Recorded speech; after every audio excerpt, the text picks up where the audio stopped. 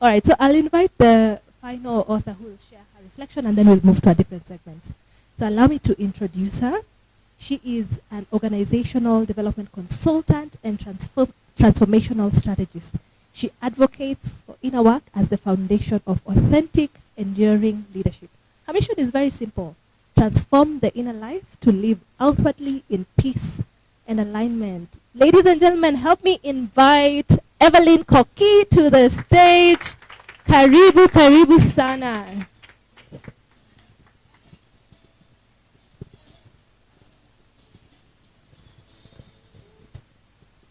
What was it again, Diana? Silencio? Okay. I should have been the first one, because the amount of knowledge that I've obtained from the previous speakers, I think we've said enough. We can just go home now, right? My name is Everlyne Koki, and I don't know how I found myself here, but here I am. My ducks must have been in a row when Mr. Dosto reached out and I decided to do this. I love writing, so for me that was easy, the writing bit. But the talking about my experience is something I've started doing this year. The other day I did a podcast with Sylvia and Victoria, and they told me that they don't revise their work, which for me is very strange. Because for me, I have draft 1, 2, 3, 4, 10. And for them to do that, and I decided, okay, I'll go with the flow, and decided to release the video as it was. But then I realized, oh my goodness, now I've gone to the extreme side of things. I thought about my personal life. When it went out, I was like, oh my goodness, I thought about my breakup. And everyone is going to know about it. And I reached to a friend, I'm like, please just look at this. If it's too bad, tell me. I can negotiate with Sylvia to take it down. And I am so glad he said it wasn't. And it's out there. Whatever one wants to think, they can think about it. I don't care anymore. I'm liberated. I'm the alumni of Self-Sabotage. Thank you. And there's something I talked about. My chapter was about how society feels self-sabotage. And I love writing about psychology and science and scripture. For me, I believe these three are all tied together. Anything that, in my opinion, anything that contradicts the Bible or contradicts a bit of proven science and psychology may not be right. So if you find a concept that is true in all those three areas, that's a very good concept to adopt. And one of them in our society, and someone has referenced it, is the psychological weight of representation. We find that as women, and for me this has stopped me from going to politics, the thought of a woman goes to politics. We know from Kikuyu, Wangoiwa.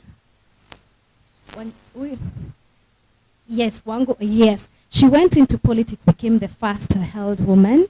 Back then, when there was no woman who did that job. And what happened to her? What do we remember her for? We remember her for the scandals, right?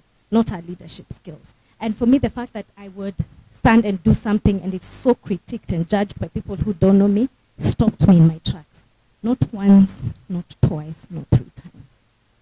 And I can imagine if it has happened to me, it has happened to 1,000 of women.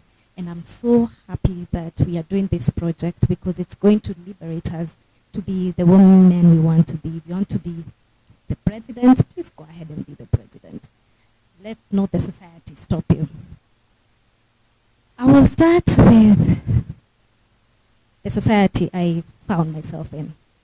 And that's the society of my family. My sister is here. Please don't ask her about my growing up. I was very big on, this is how I was brought up, this is how I am, I'm going to live my life the way I feel I should live my life. It's a while back now. After a while, that's when I realized, I was very adamant and stubborn about my ideas. And one of the ideas was, when I finished high school, my father was very clear on who he wanted me to become. He had 2 options. One, go ahead and do biochemistry, which I didn't think I'll look good in a white coat and in a lab. So no. The other option was to be a high school teacher. The irony is right now I'm teaching kids and I'm loving it. But back then I could not teach my sister for 2 minutes. We would fight. So I'm like, how come you're not getting this? How are you not getting this? So I didn't have the patience for it. Now I do. God is good. create. Is it created or become? And thank you so much. Yes, you're still becoming, and I've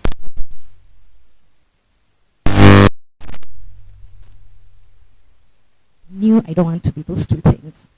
And so I was telling this story to my friend Edna, and I remember I just decided to speak about it this morning, this afternoon, and say, I decided to risk it. I left Shags, Ukambani, typical Ukambani, Yata to be specific, and came to Nairobi and joined my friend in doing promotions. You know those women you see in the supermarkets, those ones. I did that for a whole year because my father could not agree to what I wanted to do, and I was not going to let it go because I was so convinced. And this is what, as women and even men, we have an inner knowing. I always say if God gave you a dream, it wasn't a conference call. It was directed and personalized to you. And so you're the only one who can fight for it. And so I had this inner knowing, that is not the path for my life. I did not know what it was, but I knew it wasn't those two things. And so I fought for it. Now, years later, I've accomplished a few things I thought were very important to me. And I felt I'm living the life I've always wanted to live. Now, the inner voice comes back again. This time round, I'm convinced, okay, in as much as this is the life I envisioned for myself, there's something missing. I wasn't sad, I wasn't depressed, I was just not fulfilled.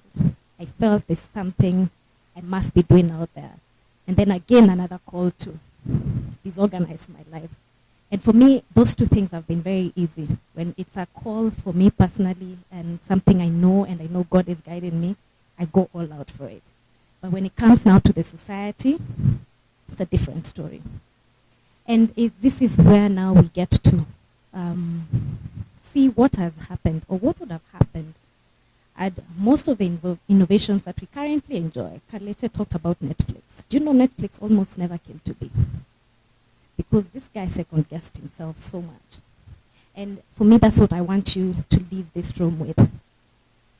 What if the idea you have, it's not only for you, it's for the benefit of the humanity? And I have few that were very ridiculous, yeah? So in 1970, this guy invented, I've forgotten his name, it was so hard, invented wheels of a suitcase. So before, men were macho, right? They want to carry suitcases. Women could not travel alone because those things were heavy. So they had to rely on a man. So this guy decides, okay, let me put wheels on the suitcase and then it will. Do you know he was laughed out? Like, what do you mean? We don't want to have our suitcases. We don't have wheels on our suitcases. And imagine how ridiculous that sounds right now. But back then, it was an idea that was laughed out of the room. In fact, people were like, what are we going to do with our men if they're not carrying suitcases for us? But we still have jobs for them, right? Yeah. And another idea is an umbrella one in the 70s. So this guy at London, he had to be an Englishman, decided to have an umbrella and walk around with it. But it was so criticized. Because back then, I don't know if being rained on was the in thing. But it was, if you trained, you have to be in a carriage. Remember those horse carriages? Yes, but he decided I'm going to have an umbrella. He was laughed at. Imagine how ridiculous it sounds right now. So it doesn't matter the smallest idea that you have. It may look ridiculous to the society right now, but muting that voice is what was going to propel us forward. And the most ridiculous one I remember is the one for Henry Ford. Henry Ford invented cars. And back then, there was no such thing as car. It was a vision out of this world. It was the business world, they say disruption. He disrupted the whole culture of transport. And when he did that, someone, I don't know if it's true, if this is what he said, but someone asked him. So I asked people, you know the way they say in business we are very big on consulting and asking. Sometimes there's something you can't ask. Again, I'm going to your inner knowing. And he was asked, okay, so his response was, if I'd asked people what they wanted, they would have told me they wanted a faster horse. Because that's all they knew back then. They didn't imagine a vision where we have a four-wheel and a car that is fast. Because they could not visualize it, but he did. And God put that vision in him for a reason. And for me, I believe we all have a vision. We all have a role to play in this society. And if we follow that vision, forget about the society and what the society says that you should behave or don't, or how you're supposed to be. It was for you and you alone. I'm going to read a quote by a book I read. And like Dana, I love reading. It's called A Return to Love. I love love. How I'm not married, I don't understand. But someone said, oh, I have a response for that. Someone said the other day, mechanics, they know how to repair cars. They know everything about cars, but some of them don't own cars. So,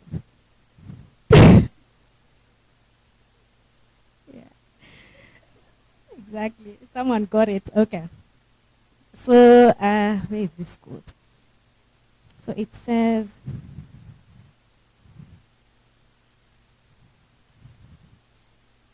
okay, I can't see it.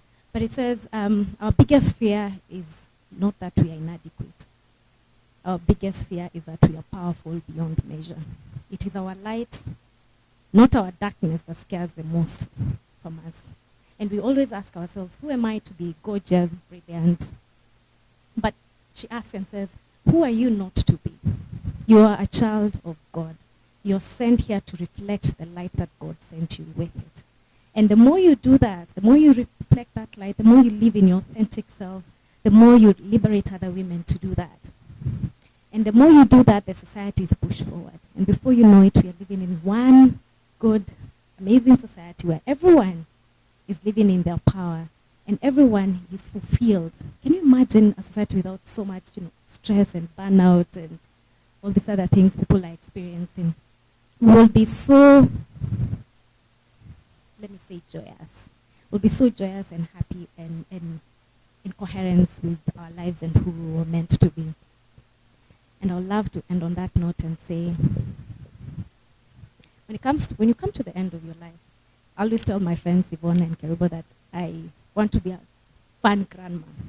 Like I want to be telling the most ridiculous stories, and those ridiculous stories can only come after I've done ridiculous things and I've defied gravity and the society. So if I don't do that, I don't want to be those grandma who are always like, oh, I should have done that. They're sad about their lives. And if you read of all the researches that has been done on the people on their deathbed, they don't regret what they did. Most of them regret what they didn't do. It's always that I should have taken that trip. I should have done this. I should have loved that person. I should have. It's always I should have. It's not like, oh, I took that trip and I tripped and I broke my leg. Oh, it was amazing, that trip. It's always about the regrets of the things that we didn't do. And I want all of us to not die happily, but something close to that, or peacefully, to get to that end of our lives and look back and be amazed at all the risks that we took, at all the adventures we took, at all the love we did. And I want us to look at our lives and say, you know what? I lived, I loved, I cherished others, I helped women and men along the way. I will be remembered for that one person who did not only live for myself, I lived for others, and I gave others permission to do the same. Thank you very much. Wow.